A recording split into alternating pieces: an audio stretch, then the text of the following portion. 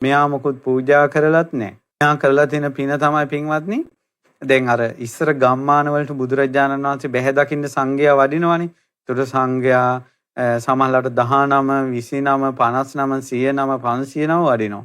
ඉතින් ඔය වගේ පොලිමට ස්වාමීන් වහන්සේලා වඩිනකොට එක උපාසක අම්මා කෙනෙක් ගෙදරක ඉඳලා මේක දැකලා උන්දට පුදුම සතුටුයි.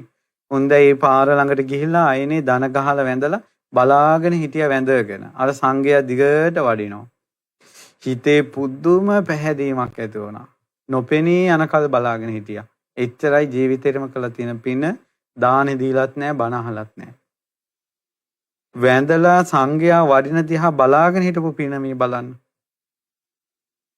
ඒක තමයි පින්කමකට ගියාට පස්සේ ලොකු සංඝ දානයක් දෙනකොට ওই සංඝයා වඩිනකොට පහන් සිතින් බලාගෙන ඉන්න. හිත පහදවා ගන්න. මට මතකයි ඉස්සර සමහර මිනිස්සු ස්වාමීන් වහන්සේලා වඩිනකොට ගණන් කරනවා කී නමක්ද කියලා 1 2 3 4. අවසානට යාලට වැඩි සංඝයාගේ අංකේ මතකයි. සංඝයා මතකත් නැහැ, සංඝ ගුණ මතකත් නැහැ, මොකුත් නැහැ. පහන් සිතින් දැකලා වන්දලා බලාගෙන ඉන්න එක. එක උපාසකම්ම කෙනෙකුට දිනක් ඔය වගේ සංඝයා 100 ගාණක් වඩිනවා බලාගෙන ඉඳලා එහෙම කය ප්‍රීතියට සැහැල්ලුවටපත් වෙලා හිත සමාධිමත් වෙලා.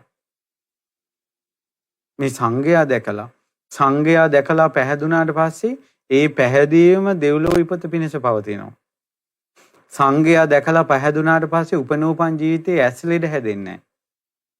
ඇස් රෝග සංසිඳෙන පිනක් තමයි ආර්යයන් වහන්සේලා සංගරුවන දෙස බලා සිටීම. සෑය බෝධිය දෙස බලලා පහන් සිතින් පින් කර ගැනීම. නිවන් දකින මොහොත දක්වා ඇස් ලෙඩ හැදෙන්නේ නැහැ. ඉතින් ඒ නිසා සංඝයා දිහා දැකලා සතුටු වෙච්ච විමානයක් ඈගේ විමානෙන් ඈ සඳ මණ්ඩලක් වගේ කියනවා.